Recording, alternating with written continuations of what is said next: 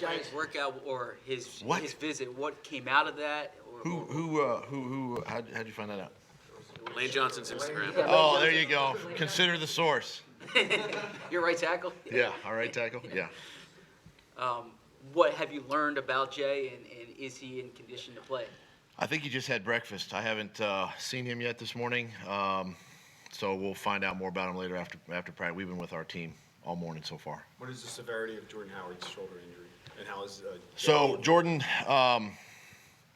he did sustain late in the game against the Bears. He did sustained a what would be defined as a stinger, and he's been cleared to do some sort of individual work in practice, but he hasn't been cleared for contact yet. So therefore, that's where he's at. What's your expectations for his availability Sunday? Yeah, again, we'll put with him, with Alshon, with Nigel, guys like that. We'll put out the injury report later today. Did you work out Ajayi yet? No. Or is that part of the plan for when? Yeah, he's in town? we'll see where he's at physically, condition. See where he is, health-wise. Yeah. Doug, will you have anybody at Kaepernick's workout tomorrow? I would assume that we would. Obviously, for us, we're in season, so I can't be there, but and comfortable with the guys we have. But I'm assuming that we would have somebody there. With Jay, if everything checks out, would you feel comfortable because of his history here if you needed him for a few plays on Sunday? Yeah, I think so. And don't lose sight too.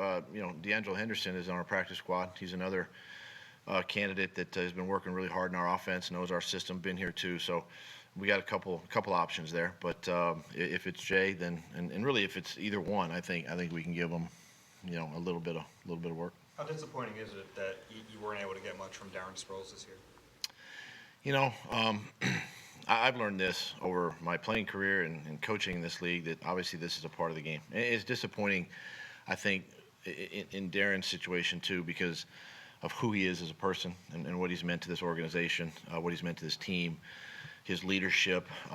He's a Hall of Fame specialist really in this league, and so I'm disappointed from that for him.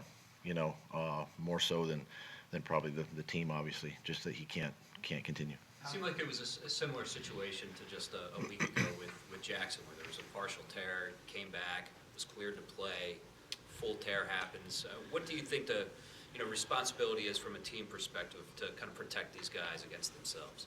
We put these guys through, and this kind of goes back to the Deshaun stuff, that we addressed. We put them through a rigorous protocol before we put them back out on the field. And there's, with both of these players too, you have to consider where they are in their careers.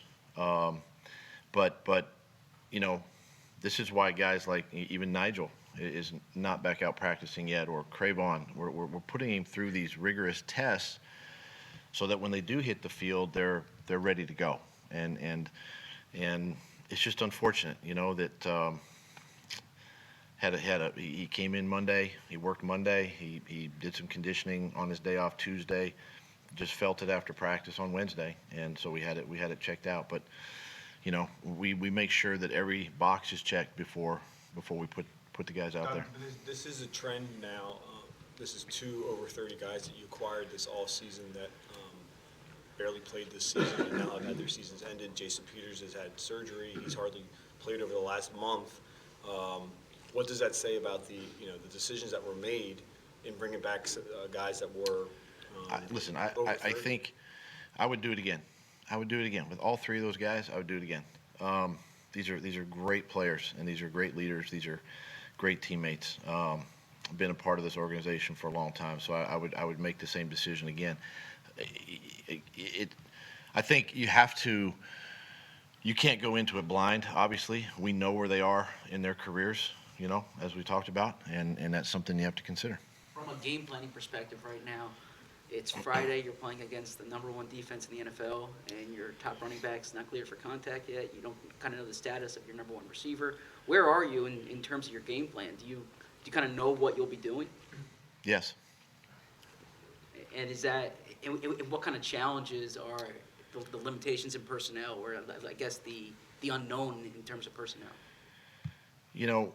one of the things that we've done a good job here with is obviously coaching everybody, coaching all our players, and regardless of your opponent, and this is a really good football team, good defense, but regardless of that, we still have to coach and we still have to play the game, and so we have to get our guys prepared, whoever they are, and go play and give it our best on Sunday. On that front, Doug, if JJ is going to have a role on Sunday, how is he different now than he was a month ago? I mean, he's put in a good week's work. I mean, he's always done that. He's always practiced well. But he's been behind Alshon, and if something, if his load increases this week, we expect him to go in and play well. I mean, that's why we drafted him, and that's why he's here. Can you see a difference in him in practice? You can. I think his sense of urgency, his attention to detail, all those things. I think there's heightened awareness, that there's a chance that, he gets an opportunity. How ready do you think Miles Sanders would be to, if it came down to it on Sunday, assuming the lead back role and everything like that, playing an entire game, both in the passing game and the running game? I think he would. I think he would handle it fine. I do. It's obviously, again, he's played a lot of football for us. I mean, a little bit more in a number 2 role, but he's played a lot.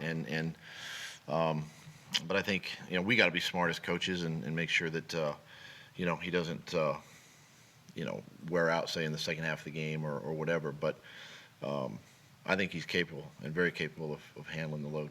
How has Jordan Matthews looked in his week back in practice, and do you anticipate him playing a decent-sized role on Sunday with all the injuries and stuff? He's looked good. It hasn't been that long since he's been here, so his familiarity with the offense was good. His recall was good. Energy was good. He spent some time with Carson this week, so I would expect him to play and to get some snaps in this game. Has Alshon been ruled out? Not yet. Doug, it's been Injury report later today. it's been a while since you've had 2 weeks to look at the Patriots. You did it a few years ago. You did it now. What's it been like these 2 weeks, looking over what they're about this year? It's one of these things where you keep watching them and it seems like they keep getting better. It's a good football team, and it's thing is, as coaches, I think we spend so much time watching tape and diving into the X's and O's that you can, sometimes you can start second guessing yourself as a play caller, on certain things, decisions you're going to make in this football game. But you just take it with a grain of salt, really, and just continue to pour over the tape, and maybe there's one last thing you might see or find that you can help your team, on game day. But you get to know your opponent pretty well with 2 weeks of study. They're plus 17, I think, in the turnover ratio. Obviously, every week you stress not shooting yourself in the foot, not making mistakes, but do you have to emphasize that a little bit more with this team because they rarely make mistakes? You do. You just got to bring it to light a little bit more. Guys know that. All you got to do is put on the film and just watch these games. I mean, this is opportunistic.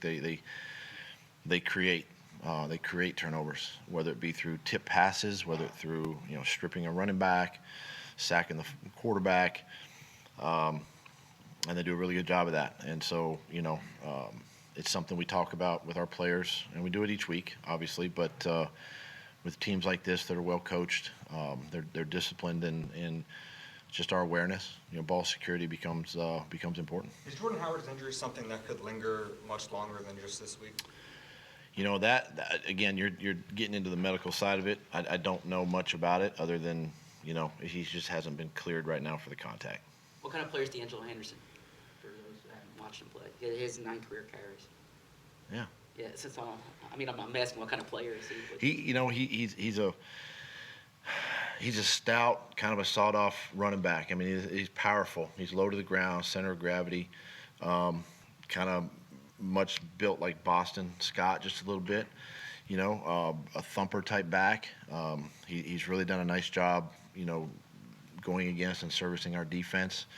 This kid he's smart. You know, I would say that we haven't seen enough probably in the passing game with him yet, but he's very capable of you know, of obviously in the run game and protections and things like that of executing what we would ask him to execute if need be. Doug, Darren's injury had been listed as a quad. Now it's a hip flexor, but it's the same injury? Yes, Why was it listed as a quad all that time? it is a quad. It's not a hip flexor? It's all. Listen, you're asking better. It's a hip. It's a quad. It's kind of right there. Doug, the Pats have had, I gotta go.